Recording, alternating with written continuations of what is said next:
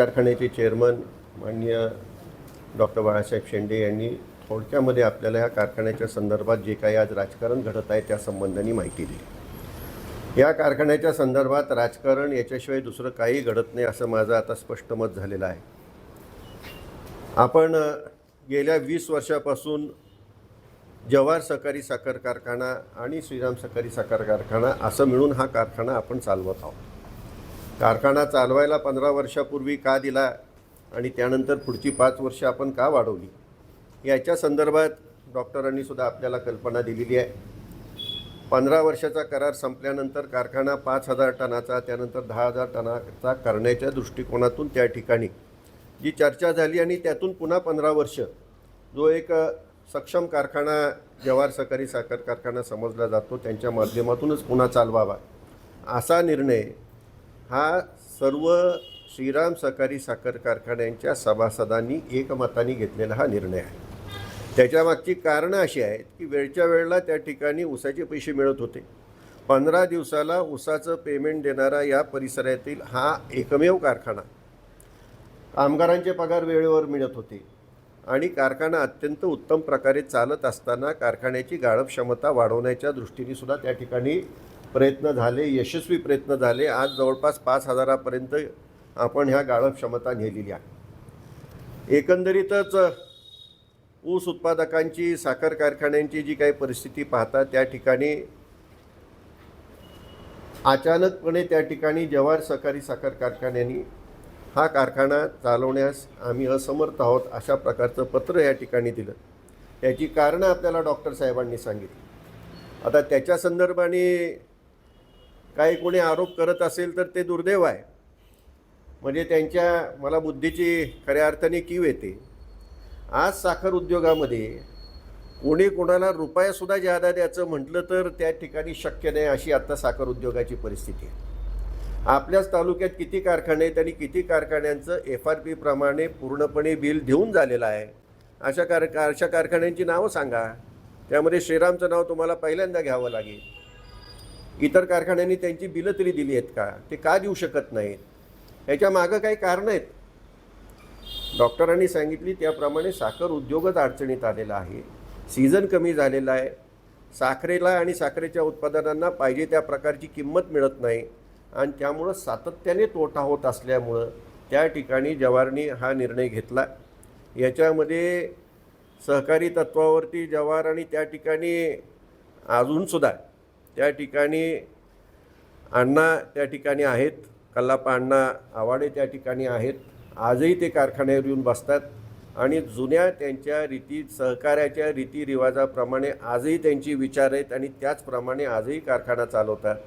आणि अशा व्यक्तीने आम्हाला काही देणं आणि आम्ही त्यांच्याकडून घेणं असा काही व्यवहार होऊ शकतो का? हा साधा विचार जर कुणाला त्या ठिकाणी समजत नसेल तर त्या ठिकाणी त्याच्या बुद्धीची कीव करावी, याच्या पलीकडे काय बोलणार?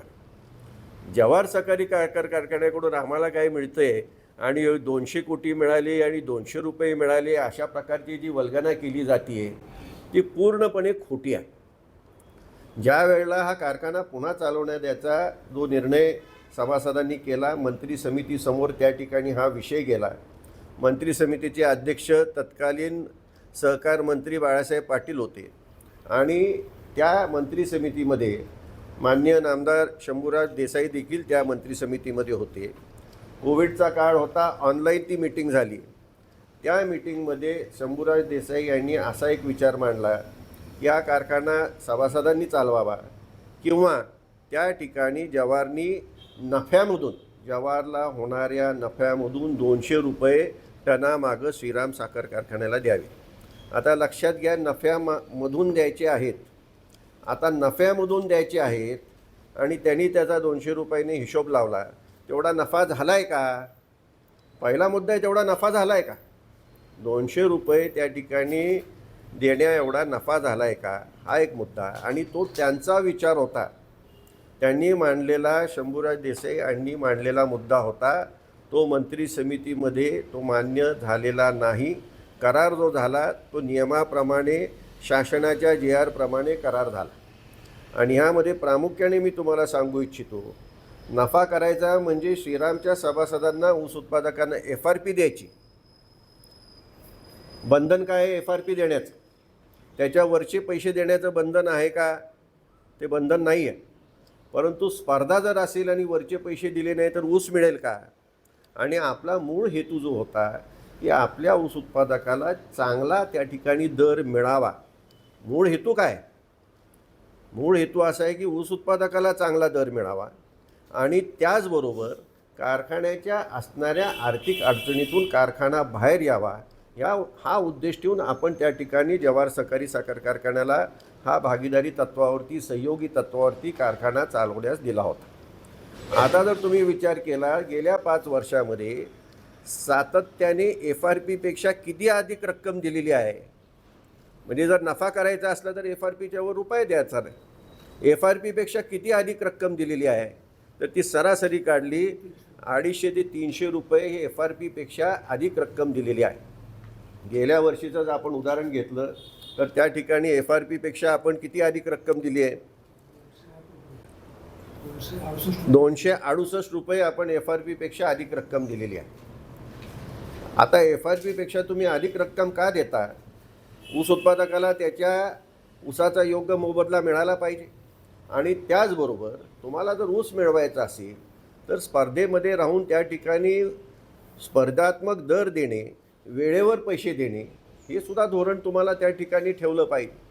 आणि ह्या दृष्टिकोनातून त्या ठिकाणी हा जो सातत्याने आरोप करतायत की 200 रुपयाचं काय झालं, अहो FRP दिली त्यात नफाच दिसत नाही, तर नफ्यामधून जर नफाच झाला नाही तर 200 रुपये देणार कुठून? आता जर IAS स्वतःला म्हणवणार आहे, ते IAS नाही आहे, पण IAS म्हणवणाऱ्या अधिकाऱ्याला हा साधा जर हिशोब लक्षात येत नसेल तर आता त्याच्या बुद्धीची कीव करायची नाही तर काय करायचं सांग? किती वेळा त्याला सांगितलं तरी पालत्या घड्यावर पाणी आहे, त्या लक्षातच येत नाही आणि ह्यांच्या लक्षात येणारच नाही. आज तुम्ही आम्हाला त्या ठिकाणी सांगताय, तुम्हालाही त्यांनी सांगितलं 217 कोटीची देणी. आता 217 कोटीची देणी यांनी कुठून काढली? आता जर भाग भांडवल तुम्ही कुठल्याही ऑडिट रिपोर्टमध्ये जा, भाग भांडवल हे देणंच दिसत असतं. आता ते काय देणं दिसते म्हणून काय ते काय कर्ज आहे का तुमचं? कुठलंही ऑडिट रिपोर्ट काढा आणि त्यामध्ये शेअर्सची जी रक्कम असती ही त्या सभासदाला आपण देणंच दिसत असतो. अशा प्रकारची देणी तुम्ही जर मोजायला लागला तर ती काय प्रत्यक्षात देणी असतात का? प्रत्यक्षात श्रीरामला देणी किती तर जव्हारचंच फक्त देणं, ह्याच्या व्यतिरिक्त कुणाचंही कसलंही रुपयाचं देणं नाही. आणि जव्हारचं का देणं आहे? कारण त्यांनी 2,500 पासून 5,000 टनापर्यंत कारखाना त्या ठिकाणी वाढवला.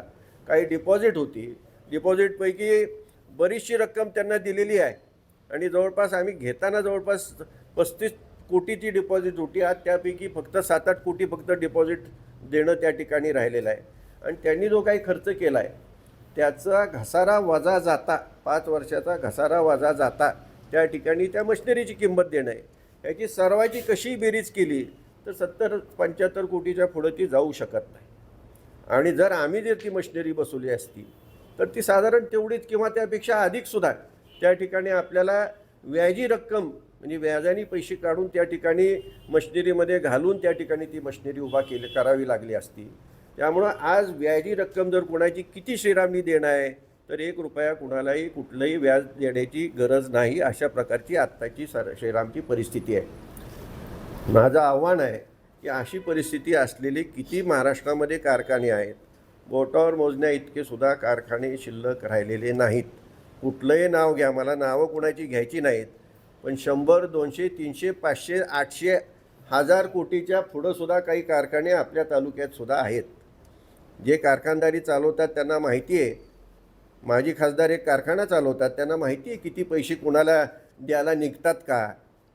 अहो द्यायला तुमचे रेग्युलर पेमेंट द्यायला पैसे निघत नाही तर लोकांना द्यायला कुठून पैसे निघणार आहेत? हा साधा विचार आहे. हा जर त्यांना समजत नसेल आणि केवळ राजकीय सुडापुटी आरोप करायचे असतील तर तो वेगळा विषय आहे. आज जे काही चित्र दिसते ते केवळ राजकीय सुडापुटी हे सर्व चाललेलं चित्र आहे. जव्हारनी जाणं, त्या ठिकाणी आम्ही त्वरित हालचाल केली. दत्त इंडियाला त्या ठिकाणी एक तर दत्त इंडिया आलं नाही तर त्या ठिकाणी शर्यवनीसुद्धा त्या ठिकाणी त्यांनीसुद्धा बिडिंग केलं होतं. पण दत्त इंडियाचा अधिक असल्यामुळं आपण दत्त इंडियाला देण्याचा निर्णय आम्ही केला नाही, सभासदांनी केलेला हा निर्णय, आम्ही काय एकट्याने केलेला निर्णय नाही आहे. सर्व सभासदांच्या सभेमध्ये ठरला आहे, कारण त्यांना माहिती आहे की आज साखरवाडीला दत्त इंडिया ज्याप्रमाणे कारखाना चालवत आहे, पेमेंट त्यांची वेळेवर होतात, पेमेंट योग्य होतात, किंबहुना ह्या भागातला साखरेचा ऊसाचा दर आज दत्त इंडिया ठरवायला सुरुवात झालेली आहे. त्यामुळे काय योग्य हातात गेला, सक्षम आर्थिकदृष्ट्या त्या ठिकाणी सक्षम हातात गेला तर आपलाही कारखाना चांगला चालेल, गाळप क्षमता वाढवता येईल. 10,000पर्यंत करण्याच्या विचाराने त्या ठिकाणी चर्चा झालेली आहे आणि त्यातून आपल्याही सभासदांचा, ऊस उत्पादकांचा, कामगारांचा त्या ठिकाणी फायदा होईल असा दृष्टिकोन ठेवून घेतलेला तो निर्णय आहे. त्याच्या मागं दुसरा कुठलाही हेतू नाही. आज अनेक कारखाने आहेत. तुम्ही जर जिल्हा बँकेत गेला, अगदी सातारा जिल्हा बँकेत जा, सातारा जिल्हा बँकेने ज्या ज्या कारखान्यांना त्या ठिकाणी फायनान्स दिला आहे त्यांची परिस्थितीची माहिती घ्या आणि मग तुमच्या लक्षात येईल साखर उद्योग कशातून चाललेला आहे. आणि अशा सगळ्या अडचणीतून आपण मार्ग काढतो आहे आणि तो मार्ग त्या ठिकाणी सुरळीत पुढं जाण्याचं आणि कारखान्याचं अस्तित्व सहकारी तत्वावर चालणारा एकमेव कारखाना आहे, ते अस्तित्व टिकावं राहावं अशा दृष्टिकोनातून विचार करायचा का त्याला अडचणी आणून तो बंद कसा राहील आणि मग तो बंद राहिल्यावरती कुणाचा फायदा होणार आहे, ऊस कुठं जाणार आहे असं त्यांना वाटत असेल आम्हाला ऊस मिळेल, तो कुणाला कुठं ऊस मिळणार नाही. जो कारखाना चांगला दर देणार आहे त्या ठिकाणीच ऊस जाणार आहे. दत्त इंडियाने 13,000ची कपॅसिटी केलेली आहे, चालू सीझनला 13,000नी गाळणार आहे. ऊस उत्पादकांचं काय, कुठं ना कुठं ऊस जाणार आहे, ऊस जास्ती नाही. कामगारांचा मोठा प्रश्न आहे आणि श्रीराममध्ये जुने कामगार आहेत. श्रीरामचा पगार हा शासनाच्या नियमाप्रमाणे दिला जाणारा पगार आहे. ज्या काही शासनाच्या वाढी येतात 10-10% त्या दिलेल्या आहेत आणि त्यामुळे श्रीरामचा पगार हा जर तुलनात्मकदृष्ट्या जर आपण पाहिलं तर इतर कारखान्यांच्या दृष्टीने तो जास्ती आहे, कारण आपण शासनाच्या नियमाप्रमाणे जातो. आणि ह्या सगळ्याचा विचार करता त्या ठिकाणी आपल्याला योग्य निर्णय घेण्याची आवश्यकता होती. तो योग्य निर्णय घेतला गेला, सभासदांनाही तो त्या ठिकाणी पसंत पडला. आता डॉक्टर साहेबांनी सांगितलं निवडणूक आम्ही तर घ्यायला तयारच होतो, निवडणूक आम्ही कधी नाकारली होती, निवडणूक कशामुळे पुढे गेली. त्या ठिकाणी त्यांनी एक पत्र मुख्यमंत्र्यांना दिलं, माजी खासदारांनी पत्र मुख्यमंत्र्यांना दिलं की त्या ठिकाणी मयत सभासदांच्या वारसांच्या नोंदणी केलेल्या नाहीत. जे जे आमच्याकडं मयत सभासदांच्या वारसांच्या त्या ठिकाणी अर्ज आले ती एकही अर्ज कधीही नाकारला गेलेला नाही आणि प्रत्येक सहकारी संस्थेत मयत सभासद असतातच. अगदी उदाहरणच द्यायचं झालं तर माझेच पिताश्री श्रीमंत शिवाजीराजे यांच्या नावावरती शेअर आहेत, ते अजून त्यांच्या नावावरच आहेत, मी सभासद आहे. आता त्यांच्या नावावरचे शेअर पूर्ण करून मला ते घ्यावे लागतील, त्यावेळेला वारसांच्या नोंदी होतील, अशी सर्वांचीच परिस्थिती. आणि त्यातून जे येतात त्यांची तयारीच आहे ना आम्हाला द्यायची, आम्ही काही कधीच कुणाला नाकारलेलं नाही. एक अत्यंत क्षुल्लक मुद्दा काढून केवळ त्या ठिकाणी राजकीय सत्तेचा वापर करून ही निवडणूक कुणी पुढं ढकलली तर त्यांनी ही निवडणूक पुढं ढकललेली, दुसरी कोणीही ढकलली नाही. आत्तापर्यंत निवडणूक झाली असते. निवडणूक पुढं ढकलणं, त्या ठिकाणी प्रशासक आणणं, ह्या सगळ्या गोष्टी राजकारणाशिवाय दुसरं काही नाही. त्यांना हा कारखाना काही करून बंद पाडायचा आणि मग काहीतरी वेगळं करून काही करायचं आहे का, असा आता खऱ्या अर्थाने माझ्यासमोर प्रश्न, सर्वांच्या समोर प्रश्न आता पडलेला आहे. कारण शेवटी जमिनीची तिथं आता मोठी किंमत आहे. त्यांचं म्हणणं आहे की आम्ही जमीन मातीमोल किमतीने विकली.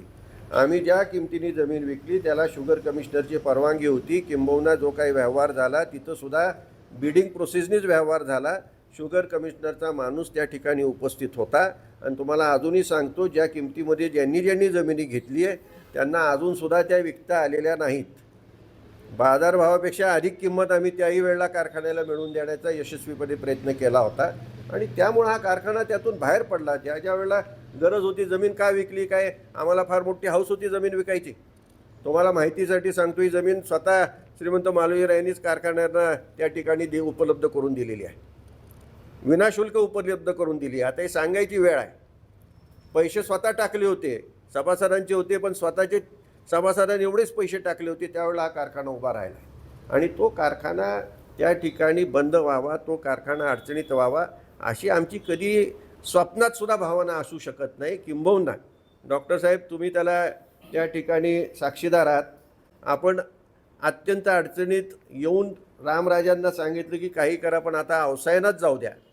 आम्हाला काही श्रेष्ठ नेत्यांनी सुद्धा तशा प्रकारचा त्या ठिकाणी सल्ला दिला, पण रामरायांनी एकच सांगितलं की आपल्या पूर्वजांनी काढला शिवाजीरायांनी काढला आणि आपण तो अवसायनात घातला, हा काही बट्टा आपल्यावर यायला नको. काही ना काही मार्ग आपण काढू आणि त्यातून जव्हारचा मार्ग निघाला आणि श्रीरामाच्या कृपेमुळे गेल्या 20 वर्षापासून अत्यंत उत्तमपैकी हा कारखाना चालू राहिला आहे आणि सर्वांना त्या ठिकाणी योग्य रीतीने न्याय मिळालेला आहे का नाही हा प्रश्न आहे. आणि तो जर प्रश्न जर कुणालाही विचारला तर श्रीराम सहकारी साखर कारखान्याच्या माध्यमातून ऊस उत्पादकाला, कामगारांना, ऊस तोडणी वाहतूक कॉन्ट्रॅक्टरांना, जे जे या कारखान्यावरती अवलंबून आहेत त्या सर्वांना अत्यंत चांगल्या प्रकारचा न्याय मिळालेला आहे. ही कुणालाही विचारलं तरी सांगितलं जाईल. कोणी ह्याच्यामध्ये त्या ठिकाणी असमाधानी अशातला भाग नाही. आता परवडतच नाही म्हणून त्या ठिकाणी जर एखादा जव्हारसारखा बाहेर पडत असेल तर त्या ठिकाणी आरोप करायचा, यांचं काही देणं घेण्याचं. तुम्ही काय आवडे साहेबांवर आणि अण्णांवर आरोप करता का देण्या घेण्याचा? अवया देण्या घेण्याचा आरोप कुठं येतो? हे साखर उद्योग एवढ्या अडचणीत असताना कोण कोणाला द्यायला बसलेला आहे? कोण कोणाला ह्या उद्योगात द्यायला बसलेलं नाही. किंबहुना हा कारखाना चालावा म्हणून डॉक्टर साहेबांना माहिती आहे की आम्ही संचालक मंडळांनी आणि आमच्यावरती विश्वास असणाऱ्या अनेकांनी स्वतः ह्या पैसे कारखान्यात टाकून हा कारखाना चालवलेला आहे. कालांतराने हळूहळू हे पैसे परत आपल्याला देता आले. बिनव्याजी दिले. किती वर्षांनी दिले? जवळपास 13 वर्षांनी बिनव्याजी पैसे त्या लोकांनाही परत दिलेले आहेत. ही परिस्थिती आहे. म्हणजे सर्वस्वीपणाला लावून आपण एखादं रोपटं, एखादं बाळ त्या ठिकाणी उभा करतोय आणि ते कुठल्या तरी कारणामुळं ते त्या ठिकाणी बसावं अशी आमची कुणाची इच्छा असूच शकत नाही. हा चालावा हीच इच्छा आहे आणि त्यामुळंच हा दत्त इंडियाचा प्रस्ताव त्या ठिकाणी किंवा शरयूनी सुद्धा त्यामध्ये भाग घेतला, त्यांचा हा प्रस्ताव आला. विषय निघाला दत्त इंडियाचा, तो कसा घेतला गेला, कसा घेतला नाही. मला एक सांगा, दत्त इंडिया ह्यापूर्वी कोण चालवत होतं? श्रीमान प्रल्हाद पाटील चालवत होते. त्यांनी किती रुपयाला दत्त इंडिया विकत घेतला हे त्यांनी जाहीर करावं की मी 50 कोटीला घेतला, मी 60 कोटीला घेतला. त्यांनी दाखवावं की हे 60 कोटी मी दिले आणि हा दत्त इंडिया मी विकत घेतला. किंवा त्यावेळेला न्यू फलटण शुगर वर्क्स होतं, तो मी विकत घेतला. त्यांनी किती पैसे टाकले होते? काही पैसे टाकले नव्हते. NCLTमधून दत्त इंडियानी त्या ठिकाणी बिडिंग प्रोसेसमध्ये तो कारखाना घेतला आहे. आणि आज जर तुम्ही त्या कारखान्याकडं पाहिलं तर 13,000चा गाळप क्षमता वाढलेली. डिस्लरी कितीची झाली? व्हाईस चेअरमन जवळच राहतात. कोजेन झालेला आहे, पोत्याची फॅक्टरी आहे. म्हणजे संपूर्ण तो परिसर बदललेला आहे. आणि त्यामध्ये कामगारांना आणि ऊस उत्पादकाला त्या ठिकाणी पैसे मिळतात का नाही हा खरा विषय. सहयोगी तत्वावर चालवायला देताना कॉपरेटिव्हला द्यावा का खाजगीला द्यावा असा कुठल्याही प्रकारचा भेदभाव GRमध्ये नाही. कुणालाही देता येतो. त्याला फक्त त्या ठिकाणी कारखानदारी चालवण्याचा अनुभव आणि तो कारखाना चालवत असताना तो त्या व्यवसायामध्ये फायद्यात चालवतो आहे का नाही याच्या संबंधाने त्या ठिकाणी विषय आहे. त्यांचे सर्व परिपूर्ण दत्त इंडियानी केलं. पूर्वीपेक्षा अधिक भाडंही ते देत होते. त्याचं कारण असं, कारण कॅश फ्लो जो बसवायचा आहे आणि पुन्हा 15 वर्षांनी 0-0 अशा प्रकारचा आपल्याला ऑडिट रिपोर्ट त्या ठिकाणी दिसला पाहिजे. ह्या दृष्टिकोनातून भाडंही आम्ही त्या ठिकाणी वाढवून घेतलं. त्यांचे काही वेगळे विचार होते. भविष्यात ते वेगळं काही त्या ठिकाणी करून हा कारखाना फायद्यात कसा येईल, त्यांनाही फायदा कसा येईल हा दृष्टिकोन त्यांचा ठेवला होता. केवळ एका सीझनचा 2 सीझनचा त्यांनी विचार केला नव्हता. आणि 1-2 सीझनमध्ये कुणीही काही बदल करू शकत नाही. 4-5 वर्ष तोटा सहन करत पुढं जावं लागणार होतं. त्यावेळेला कुठं त्या ठिकाणी आणि तोटा स्पर्धा असताना स्पर्धात्मक दर देऊन कामगारांना त्या ठिकाणी योग्य मोबदला देऊन कारखाना चालवायचा होता. आणि त्या दृष्टिकोनातून त्या ठिकाणी विचार करूनच 15 वर्षाची मुदत त्या GR प्रमाणे आहे. GRमध्ये असं कुठेही म्हटलं नाही एकदा द्या, दोनदा द्या, तीनदा द्या. जोपर्यंत कारखाना सुस्थितीत येत नाही तोपर्यंत द्यायला त्या ठिकाणी कुणाचीही अडचण नाही. कमिशनरचा जर रिपोर्ट डॉक्टर साहेब आपण जर दाखवला तर त्यांनी स्पष्ट म्हटलेलं आहे की प्राप्त परिस्थितीमध्ये कारखाना हा चालवायला देणं योग्य राहील.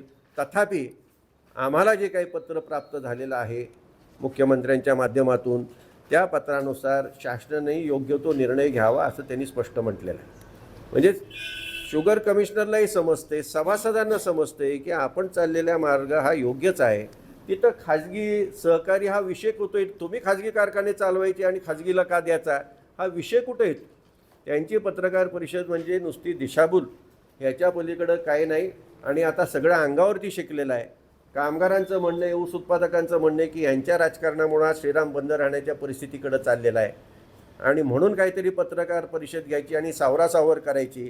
कुठल्या 2 पिढ्या बरबाद कुणी केल्या? तुम्ही अनेक पिढ्या बरबाद करण्याचा निर्णय या ठिकाणी घेतात.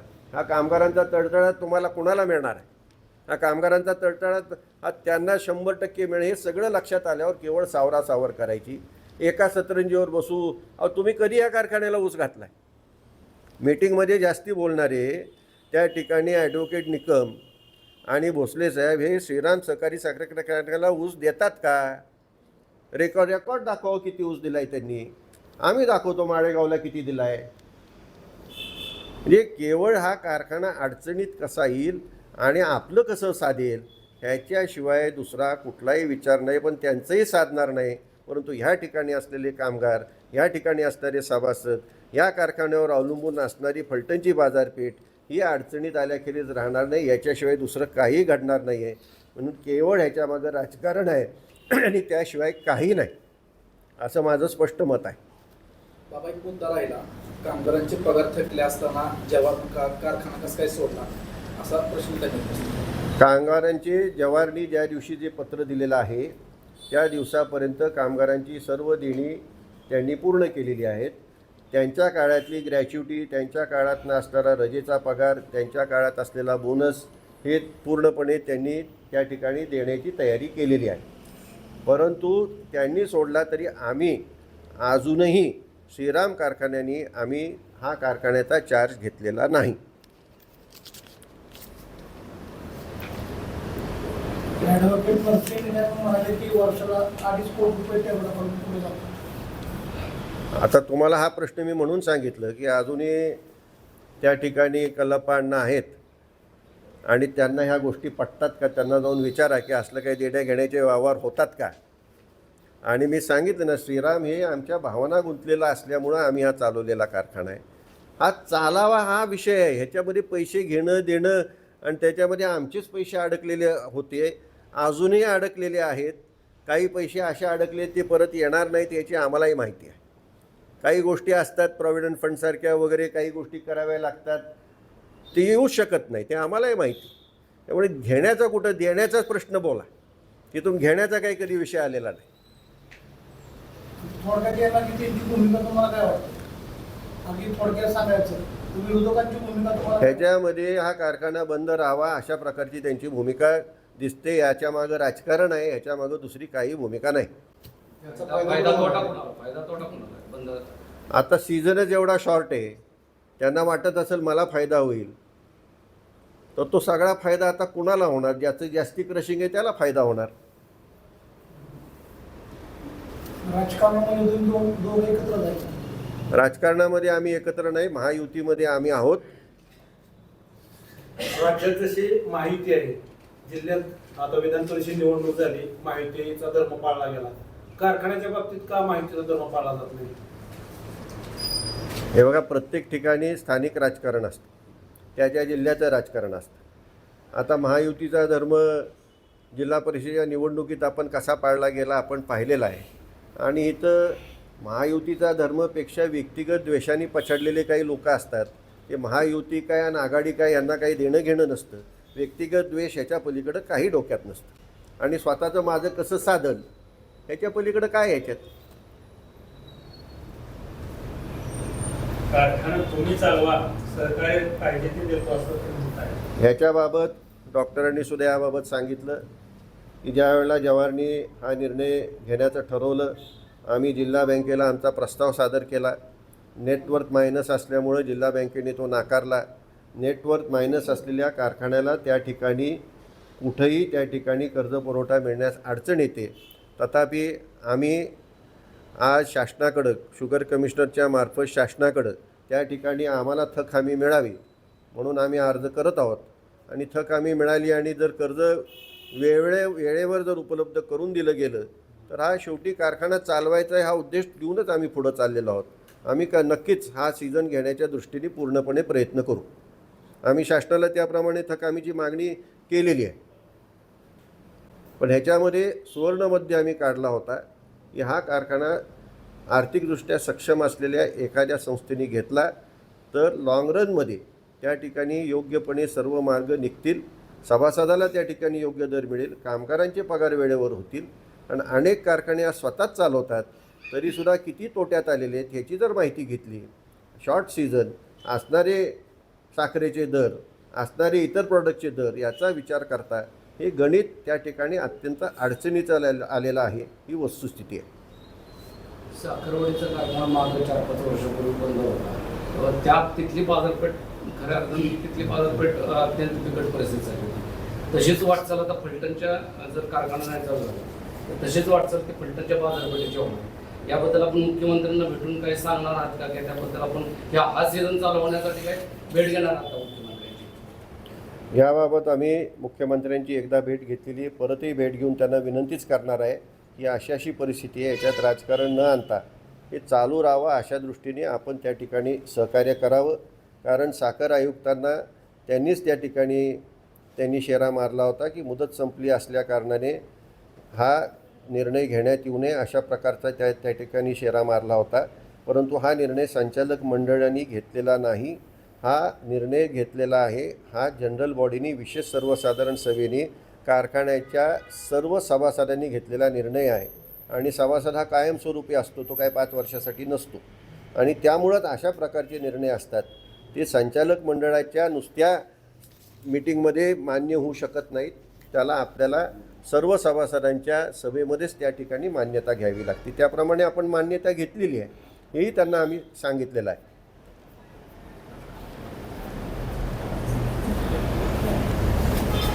नमस्कार. प्रथमतः आपल्या सर्व वार्ताहरांचं सहर्ष स्वागत करतो आणि या वार्ताहर परिषदेत उपस्थित असलेले आमचे नेतृत्व मान्य श्रीमंत संजीवराज नाईक निंबाळकर, त्याचप्रमाणे आमचे व्हाईस चेअरमन नितीनराव भोसले, संचालक संतोष खटके, उपस्थित सर्वच. तुम्हा सर्वांना श्रीराम सहकारी साखर कारखान्याचा इतिहास माहीत आहे आणि आजच जी पत्रकार परिषद झाली त्यानिमित्तानं त्या प्रश्नांना उत्तर देण्यासाठी आज आपण सर्व इथं उपस्थित आहात. प्रथमतः अगदी सुरुवातीपासून मी 1-2-3 मिनटामध्ये फक्त सांगतो आहे. श्रीराम सहकारी साखर कारखाना प्रथमतः मान्य श्रीमंत रामराजे नाईक निंबाळकर, संजीवराज नाईक निंबाळकर आणि राजघराण्यांनी 2002 साली घेतला. तेव्हा कारखान्याची परिस्थिती फार बिकट होती. वेगवेगळ्या ठिकाणातून पैसे गोळा केले, कारखाना चालवायचा प्रयत्न केला, अडचणी आल्या, प्रॉव्हिडंट फंडाने आमची साखर जप्त केली वगैरे. बऱ्याच वेळा आम्ही ते सांगितलेले परत सांगत बसत नाही. त्यातून मार्ग काढत कारखाना चालवणं अशक्य झालं. बँकांची पत्रं आली कारखाना अवसानात का काढू नये, परंतु श्रीमंत रामराजांचं एकच म्हणणं होतं की भावनात्मक निर्णय घेतला गेला की आपल्या घराण्याने हा कारखाना काढलेला आहे आणि तो अवसानात निघू नये या दृष्टीनं निर्णय घेतले. आणि हा कारखाना प्रथमतः 15 वर्षासाठी जवाहर सहकारी साखर कारखाना चालवण्यात देण्यात आला. पहिले 15 वर्षाचा करार व्यवस्थित होता, तुम्हाला बऱ्याच वेळा सांगितलेलं आहे, ते परत सांगत नाही. पण त्या पहिल्या 15 वर्षामध्ये आम्ही कामगाराची काय देणे असतील, राज्य बँकेची काय देणे असतील, ती देणी संपूर्ण नील केली आणि करार संपूर्ण अख्ख्या महाराष्ट्रामध्ये असं एकमेव उदाहरण आहे की तो 15 वर्षाचा करार पूर्ण झाला, कुठंही कुठल्याही दोन्ही संस्थेमध्ये मतभेद न होता. ज्यावेळेस हा करार संपल्यानंतर दुसरा करार करण्याची वेळ आली तर बऱ्याच वेळा विरोधकांचं असं म्हणणं आहे की तुम्ही कर्जमुक्त झालं आहे, सगळं झालं तर दुसरा करार का केला. जर आपल्याला ऊस धंद्यामध्ये स्पर्धेमध्ये टिकायचं असेल तर आपली कपॅसिटी वाढवली पाहिजे. आपली कपॅसिटी मुळात आपण 1800 पासून सुरुवात केली, 2500 पर्यंत गेलो होतो आणि कपॅसिटी 5000 10,000 करायला पाहिजे. आणि त्या दृष्टीने कपॅसिटी वाढवणे, शेतकऱ्यांना योग्य पेमेंट देणे हे सगळ्यात महत्त्वाचं आहे. FRP प्लस पेमेंट देणे, या 2-4 मुद्द्यासाठी आम्ही हा दुसरा करार केला गेला. आणि करार केल्यानंतर ज्यावेळेस व्यवस्थित चालू होतं 3-4 वर्ष आणि आता मध्यंतरी ज्यावेळेस हा करार 3-4 वर्ष झाल्यानंतर मध्यंतरी थोडीशी अडचणी आल्या.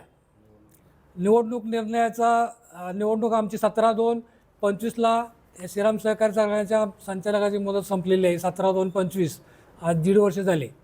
आम्ही आमच्या नियमाप्रमाणे म्हणजे निवडणुकीच्या तारखेच्या अगोदर मतदार याद्या निवडणूक निर्णय अधिकाऱ्याला देणे, काय जे कागदपत्र असतील ते देणे, आम्ही 15 लाखसुद्धा निवडणूक निर्णय अधिकाऱ्याकडे तो खर्च दिलेला आहे. हे सगळं होत असताना त्यांनी साधारण 6/2/25 रोजी निवडणूक कार्यक्रम जाहीरसुद्धा केला आणि 7 तारखेपासून फॉर्म भरायचे होते. पण मध्यंतरीच राजकीयदृष्ट्या कुठंतरी प्रेशर येऊन शासनाचं आम्हाला पत्र आलं की निवडणूक अधिकाऱ्याला की निवडणुका पुढं ढकलण्यात आलेल्या आहेत. म्हणजे निवडणुका आम्ही घ्या म्हणतोय, आम्ही निवडणुकीची टोटल प्रोसिजर पूर्ण केलेली आहे, परंतु शासनाच्या निर्णयाप्रमाणे निवडणूक पुढं गेली.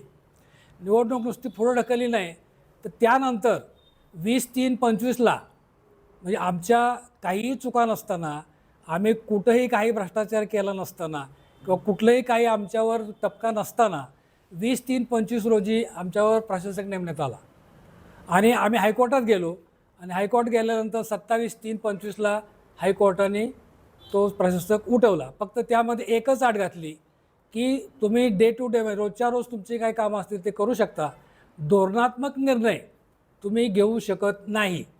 आणि त्या पद्धतीनं आम्ही गेले 1.5 वर्ष श्रीराम सहकारी साखर कारभार व्यवस्थित चालू आहे, कुठं काहीही अडचण नाही. हे सगळं झाल्यानंतर गेल्यावर जो सीझन संपला आणि सीझन संपल्यानंतर आम्हाला जेव्हा सहकारी साखर कारखान्याचं पत्र आलं की आम्हाला हा कारखाना चालवणं परवडत नाही, ह्याची त्यांनी 2-4 कारणं दिली. एक पहिलं कारण असं होतं की सीझन लहान आहे. दुसरं कारण असं होतं की प्रोडक्शन कॉस्ट आणि उत्पादन आणि साखरेचे दर ह्या सगळ्या गोष्टीचा विचार केला गेला तर हा सीझन आम्हाला तोट्यात गेलेला आहे. त्यामुळे आम्ही इथून पुढं आम्ही करार ब्रेक करतो आहे असं आम्हाला जेव्हा पत्र आलं तेव्हाच आमच्यापुढं प्रश्न पडला की पुढं करायचं काय. कारण कारखाना जर बंद पडला तर कामगाराचे प्रश्न आहेत, सभासदाचे प्रश्न आहेत, सर्वांचे प्रश्न आहेत. म्हणून आम्ही जिल्हा मध्यवर्ती बँकेमध्ये पत्र पाठवलं की हा कारखाना चालवण्यासाठी जे काय पैसे लागतात ते आतल्या काय दुरुस्त्या असतील, परत HNTमध्ये यंत्रणेसाठी पैसे द्यायचे असतात, लोकांचं ऊस आणल्यानंतर केन पेमेंट देण्यासाठी पैसे लागतात कारण आपण साखर तयारी केली की लगेच विकली जात नाही. ह्या गोष्टीसाठी आम्ही जिल्हा मध्यवर्ती बँकेमध्ये कर्ज मागितलं, परंतु आमचं नेटवर्क मायनस असल्यामुळं जिल्हा मध्यवर्ती बँकेने आम्हाला पत्राने कळवलं की आम्ही तुम्हाला कर्ज देऊ शकत नाही. त्यामुळं आम्ही कारखाना श्रीराम सहकारी कारखान्याची मॅनेजमेंट आम्ही कारखाना चालवू शकत नाही ह्या निर्णयापर्यंत आम्ही आलो. त्यानंतर आमच्या असं लक्षात आलं की ज्यावेळेस 27/3ला ज्यावेळेस आम्हाला प्रशासक उठवला त्यामध्ये आम्हाला जो शब्द त्यांनी घातला होता धोरणात्मक निर्णय घेण्यात तुम्हाला अडचण आहे, त्यासाठी आम्ही पुन्हा एकदा हायकोर्टात गेलो आणि हायकोर्टाने आम्ही हायकोर्टासमोर सगळे मुद्दे मांडले की आम्हाला कर्ज मिळत नाही, कारखाना आम्ही चालू करू शकत नाही, आम्हाला दुसऱ्याला कारखाना चालवा दिल्याशिवाय पर्याय नाही आणि यामध्ये कारखाना बंद राहिलं तर काय काय तोटे होतील, कामगाराचा विषय असेल, कामगाराच्या पगाराचा विषय असेल, शेतकऱ्याचा ऊस कुठं जाणं हा विषय असेल. ह्या सगळ्या गोष्टी आम्ही ज्यावेळेस त्यांना पटवून सांगितल्या कोर्टानं, त्यावेळेस कोर्टाने 3-4 तारखा अगदी जवळच्या देऊन आम्हाला 5/5/26ला असा निर्णय दिला की तो निर्णय माझ्याकडे आहे, तुम्हाला पाहिजे असेल तुम्ही सगळं दाखवतो का. निर्णय दिला की तुम्ही हा कारखाना सहयोगी तत्वावर भाड्या तत्वावर तुम्ही चालवायला देऊ शकता. आणि तो निर्णय 5/5 झाल्यानंतर तेव्हा फक्त त्यांनी एकच अट घातली होती की शासनाच्या निर्णयानुसार सप्टेंबर 2020चा जो शासनाचा GR आहे त्या GRनुसार आणि विशेष सर्वसामान्य घ्या, विशेष सर्वसामान्याचा निकाल किंवा तिथलं काय विषय ठराव झालेले आणि शासनाच्या GR प्रमाणे पुढं जावा. आम्ही त्या दृष्टीनं पुढं गेलो. 18/5ला विशेष सर्वसामान्य घेतली. तुम्ही सर्वच बघितले असेल अगदी 90-92-95% सभासदांनी आपल्याला सहमती दर्शवली आणि त्या पद्धतीनं आपण दत्त इंडियासाठी पुढे जाण्यासाठी निर्णय घेतला. आणि ज्यावेळेस सहयोगी तत्वावर कारखाना चालवायचा आहे, विशेष सर्वसामान्य घ्यायची अगोदर घ्यायची, त्यासाठी काय कागदपत्र लागतात किंवा फायनान्शियल मॉडेल लागतं ते सुद्धा आम्ही बाटेसाहेब आहेत त्यांच्याकडून तयार करून घेतलं. म्हणजे थोडक्यात जे कागद रिक्वायर्ड लागतात ते कायदेशीरदृष्ट्या संपूर्ण कागदपत्र असतील, पेपरला जाहिराती असतील, अगदी मिटिंग काढायच्या तारखा असतील, ह्या संपूर्ण नियमानुसार आम्ही पूर्ण केल्या. आणि 18/5ला मिटिंग घेतल्यानंतर आम्ही त्यामध्ये आमच्याकडं 2 आले लोक, एक तर दत्त इंडिया आणि दुसरा शरयू. तर त्या दोन्हीमध्ये जास्तीत जास्त आपल्याला भाडं कोण देतं आहे ह्या दृष्टीचं कंपॅरिझन केल्यानंतर आम्ही ती सगळा विषय सभासमोर मांडला. सभासदाने दत्त इंडियाला प्रेफरन्स दिला कारण त्यांचं भाडं आपल्याला जास्त होतं. साधारण 5.5 कोटी, 6 कोटी, 6.5 कोटी असं प्रत्येक 5-5 वर्षाच्या मुदतीनं ते भाडं होतं. त्याप्रमाणे सभासदाने आम्हाला मान्यता दिली आणि संपूर्ण कागदपत्र तयार करून आम्ही हा प्रस्ताव साखर आयुक्ताकडे दाखल केला. अगदी जे काय कागद नियमाप्रमाणे असतील ते संपूर्ण कागदपत्राचा प्रस्ताव दाखल केल्यानंतर आम्ही एक दिवस आम्हाला बोलवलं. तिथे गेल्यानंतर आमची मिटिंग झाली आणि मिटिंग झाल्यानंतर आमची मिटिंग झाल्यानंतर परत त्या अधिकाऱ्यांची मिटिंग झाली आणि ज्यावेळेस अधिकाऱ्यांची मिटिंग झाली पुन्हा आम्हाला बोलवलं. अगदी तोपर्यंत सगळं पॉझिटिव्ह होतं, काहीही अडचण नव्हती. पुन्हा आम्हाला बोलल्यानंतर आम्हाला सांगण्यात आलं की आम्हाला लिगल ओपिनियन घ्यावं लागेल. त्यांनी आम्हाला बाकी काय पण सांगितलं नाही, फक्त आम्हाला लिगल ओपिनियन घ्यावं लागेल, त्यासाठी तुम्हाला 4-5 दिवस थांबावं लागेल. आम्ही त्यांना विनंती केली, आमच्या पुढच्या अडचणीत आम्हाला यंत्रणेसाठी पैसे द्यायचे आहेत, जर यंत्रणेला पैसे नाहीत, ॲडव्हान्स नाही दिलं तर निघून जाईल, कारखाना चालू करायला अडचण येईल. तरी त्याने ठीक आहे म्हणे, आम्ही सांगतो तुम्हाला. नंतर आम्हाला थोडंसं कळलं की माननीय माजी खासदार साहेबांनी जे पत्र लिहिलं होतं त्या पत्रावर मुख्यमंत्र्यांनी असा शेरा मारलेला आहे की प्रथमतः निवडणुका घेण्यात याव्यात आणि निवडणुका घेण्यात आल्यानंतर तुमचा जो हा काय निर्णय तो नंतर घेण्यात यावा. आता आम्ही तर पहिल्यापासून म्हणतो की निवडणुका घेण्यात याव्यात. माननीय भोसले साहेबांनी एक रिट पिटिशन दाखल केलेलं आहे निवडणुकीसंदर्भात, ते अजून ओपन झालेलं नाही, तरीसुद्धा आम्ही म्हणतो निवडणुका घेण्यात याव्यात. त्या निवडणुका घेण्यात समजा असं मुख्यमंत्र्याच्या म्हणण्याप्रमाणे आपण तो निर्णय घेतला तर एक तर निवडणुका हायकोर्टामध्ये तो निकालाला पेंडिंग आहेत, निकाल लागलेला नाही, हा पहिला मुद्दा आहे. जरी हायकोर्टाने लवकरात लवकर निर्णय दिला असं गृहीत धरू तरीसुद्धा 3-4-5 महिने ह्या प्रोसिजरला जाणार आहेत आणि हे सगळा विचार करता आपल्याला हा सीझन घेता येणार नाही. म्हणजे माजी खासदार मंत्र्यांच्या किंवा मुख्यमंत्र्यांच्या आदेशाप्रमाणे आपण वागलो तर हा आपल्याला सीझन बंद ठेवावा लागेल, त्याशिवाय पर्याय नाही. आता हे सगळं शुगर कमिशनरकडं आम्ही पुढे गेलो, मुख्यमंत्र्यांच्याबरोबर मिटिंग झाली, उपमुख्यमंत्र्यांबरोबर मिटिंग झाली, सगळे निर्णय झाले. शेवटी आम्ही सहकार मंत्र्याकडे गेलो. हे सगळे निर्णय होऊन आत्तापर्यंत ही संपूर्ण प्रोसिजर पेंडिंगमध्ये आहे. यावर काहीही निर्णय अजून झालेला नाही. मंत्री समितीचा अजून निर्णय झालेला नाही. मंत्री समिती निर्णय आता ते तारखा देतील त्याप्रमाणे आपल्याला तिथं जाऊन आपल्याला परत हा विषय मांडावा लागतील आणि मंत्री समितीने जर आपल्याला पॉझिटिव्ह निर्णय दिला तर कदाचित कारखाना सुरू होण्याची शक्यता आहे. निगेटिव्ह निर्णय दिला तर कदाचित हा सीझन बंद राहण्याची शक्यता आहे. यामध्ये श्रीराम कारखान्याची मॅनेजमेंट असेल किंवा अगदी आमचे नेते रामराजे असतील, बाबा असतील, याचं आम्ही कुठंही चुकीचं काहीही केलेलं नाही. आम्हाला आमच्या नियमाप्रमाणे आम्ही संपूर्ण प्रोसिजर पूर्ण केलेले आहे. फक्त आमचं असं म्हणणं आहे की मंत्री समितीने आम्हाला पॉझिटिव्ह निर्णय द्यावा की आमचे कागदपत्र पाहून काय असतील ते, आणि कागदपत्र पाहिले तर शुगर कमिशनरने आम्हाला पॉझिटिव्ह सांगितले, सगळ्यांनी पॉझिटिव्ह सांगितले. फक्त थोडीशी अडचण आहे, तेवढी दूर झाली तर हा निर्णय घ्यायला काही अडचण नाही आणि हा निर्णय दिला तर आम्ही भविष्यामध्ये हा सीझनसुद्धा चालू करू शकतो. खरं बोलण्यासारखं किंवा तुमचे काय प्रश्न असतील काय असतील, मी थोडक्यात फक्त प्रास्ताविकमध्ये इतिहास सांगितला आहे. ह्याच्यापेक्षा तुमचे काय प्रश्न असतील तर बाबा उत्तर देतील, त्याप्रमाणे आपण प्रश्न विचारावेत. दोन विषय आहेत आता फक्त राहिले, मी चर्चा करणार आहे. हे सगळं आत्तापर्यंत ही दिरंगाई जी चाललेली आहे ती दिरंगाई आमच्या चुकीमुळे किंवा आमची काही कागदपत्र कमी आहेत किंवा आम्ही काही बेकायदेशीर काही कागदपत्र तयार केली त्याच्यामुळे अजिबात नाही. हे पत्र आहे, ह्याच्या अजून आम्ही जेरॉक्स काढले नाही, ते येथील तुम्हाला पाहिजे देतो. हे माननीय रणजितसिंह नाईक निंबाळकरांचं पत्र आहे. त्या पत्रामध्ये त्यांनी सगळं लिहिलं आहे की काय काय करायचं ते. विषय श्रीराम सहकारी कारखान्याची निवडणूक संदर्भात उच्च न्यायालयात अंतरिम अर्ज क्रमांक काय असेल तो, त्याबद्दल दिनांक 5/5चा निर्णय. जो 5/5चा निर्णय मी तुम्हाला सांगितलं की सगळे अधिकार आम्हाला दिलेत, कोणालाही चालवायला द्यायचं नाही. आता ह्या पत्र ज्यावेळेस मुख्यमंत्र्याकडे गेलं त्यावेळेस मुख्यमंत्री महोदयाने ह्याच्यावर शेरा मारलेला आहे, हँडरायटिंगमध्ये लिहिलेलं आहे की साखर आयुक्तांनी लिहिलेलं आहे, मुदत संपली असल्याने धोरणात्मक निर्णय जोपर्यंत नवीन कार्यकारी मंडळ येत नाही तोपर्यंत मनाई व्हावी व कारखान्याचे नूतनीकरण काय असेल ते त्याबाबत स्थगिती ठेवण्यात यावी. आता याच्यावर माझं मत असं आहे की निवडणूक, मला सांगितलं मी निवडणूक पुढं ढकलली कुणी, शासनाने पुढं ढकललेली. आम्ही तयार आहे, अजूनही तयार आहे. आज म्हणलं तर निवडणुकीला सामोरं जायला तयार आहे. सभासद मंडळी जो काय निर्णय देतो आम्ही मान्य करणार आहे. फक्त आमचं एकच म्हणणं आहे की ह्या पद्धतीनं तुम्ही चाललेलं असतानासुद्धा तुम्ही सांगताय वार्ताहर परिस्थितीत की आम्ही असं कुठंही काहीही केलेलं नाही, ते एक हा पुरावा आहे. दुसरा पुरावा बाबांनी उत्तर दिले 200 रुपयाचं, तर थोडंसं मला डिटेल सांगायचं आहे. 200 रुपयाचा जो विषय बराच जास्त आहे आणि आमच्या संचालक मंडळावर 44 कोटी खाल्ले असा स्पष्ट आरोप केला जातो आहे.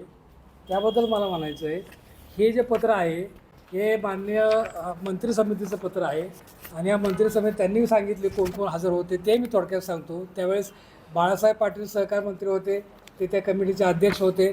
शंभूराज देसाई सदस्य राज्यमंत्री होते. शेखर गायकवाड साखर आयुक्त त्यावेळेस होते. उत्तम इंदलकर साखर संचालक होते. मंगेश तेटकारे सहसंचालक होते. धनंजय डोईफोडे प्रादेशिक सहसंचालक होते. शरद महाजन अध्यक्ष, मधुकर ते दुसऱ्या 2 कारखान्याचे विषय त्यांचे अध्यक्ष होते. माझं एक नाव होतं डॉक्टर बाळासाहेब शेंडे अध्यक्ष श्रीराम कारखाने आणि जोशी साहेब. हे सगळं असताना ज्यावेळेस ही मिटिंग सुरू झाली त्यावेळेस ह्या मिटिंगला शंभूराजी देसाई सोडून सगळे हजर होते. शंभूराजी देसाई ऑनलाईन हजर होते, समोर आम्ही बघत होतो. आम्ही माझ्या पद्धतीने आम्ही त्यावेळेस इतिहास सांगितलं त्यांना की आता मगाशी सांगितल्याप्रमाणे ते काय परत सांगत नाही की त्या पद्धतीने आम्हाला कारखाना चालवा द्यायचं आहे. त्यावर त्या देसाई साहेबांनी त्यांचं मत मांडलेलं आहे. हा निर्णय नाही 200 रुपयाचा, त्याचं मत मांडलेलं आहे. मी अगदी सुरुवातीला वाचून दाखवते, 2 मिनटं उशीर झालाच चालेल. बैठकीचे सुरुवातीस साखर आयुक्ताने दोन्ही कारखान्यावरची माहिती दिली. तसेच कारखान्याचा प्रस्ताव 20 वर्षे भागीदार करार करण्याचा असून शासन निर्णयानुसार जास्तीत 15 वर्षे कालासाठी कारखाना भागीदारांनी चालवण्यात येता येईल आणि श्रीराम कारखाना आसवानी प्रकल्प म्हणजे डिस्लरी दोन्ही जवाहर कारखाना भागीदारांनी चालवणं असल्याचे साखर आयुक्ताने मंत्री महोदयाला त्या मिटिंगमध्ये सांगितलं. पूर्वीच्या भागीदारी करारानुसार श्रीराम कारखाने सर्व देणी अदा केली असून येत्या हंगामात कारखाना सुरू करण्यापूर्वी श्रीराम सहकारी कारखाना 17 कोटी देणार असून त्यापैकी 50 कोटी बिनव्याजी, 50% बिनव्याजी आणि 50% व्याजी देणार असल्याचे जोशी साहेबांनी या मिटिंगमध्ये सांगितलं. यापूर्वी भागीदारी करार संपल्यानंतर आता सदरचा कारखाना शेतकऱ्यांना मिळाला पाहिजे. तसेच मागील 15 वर्ष भागीदारी कालावधीत थकीत राहिलेल्या देण्याचा विचार केला जावा. अद्यापही श्रीराम कारखान्याची काही देयता शिल्लक असल्यास त्याचा विचार करून 4 ते 5 वर्षाकरता श्रीराम कारखाना भागीदारीने चालवण्यास द्यावा. 15 वर्षे भागीदारी करार जास्त फायदा मूळ कारखान्यापेक्षा जवाहर कारखान्यास होईल अशी चर्चा सर्व बाबी श्री शंभूराजे देसाई सदस्य तथा राज्यमंत्री वित्त नियोजन यांनी नमूद केल्या, त्यांचं मत मांडलं. सबब श्रीराम कारखाना 15 वर्षासाठी जवाहर कारखान्यास भागीदार तत्वावर चालवण्यास देऊ नये याबाबत लेखी म्हणणं सादर केले मीटिंगमध्ये. त्यानुसार 13/10/21 रोजी श्री शंभूराज देसाई सदस्य तथा राज्यमंत्री वित्त नियोजन यांनी लेखी म्हणणे सादर केली. त्यात श्रीराम सहकारी साखर कारखाना यांचे शेतकरी सभासद यांचे प्रति कोणतेही दायित्व नाही. आज रोजी सदर कारखान्याची FRP थकीत नाही. वरील परिस्थितीच्या अनुषंगाने आर्थिक सुस्थितीत असलेला सहकारी साखर कारखाना 15 वर्षासाठी दुसऱ्या कारखान्यात चालवण्यास देणे योग्य होणार नाही. किंबहुना सदर कालावधी 15 ऐवजी 5 वर्षापर्यंत ठेवण्यात यावा. या कारखान्याची एकंदर आर्थिक स्थिती, दायित्व यांचे अवलोकन करता कारखाना इतर सहकारी साखर कारखान्यात चालवण्यास देताना प्रतिवर्षी प्रति टन किमान 200 रुपये मूळ कारखान्याच्या नफ्यातील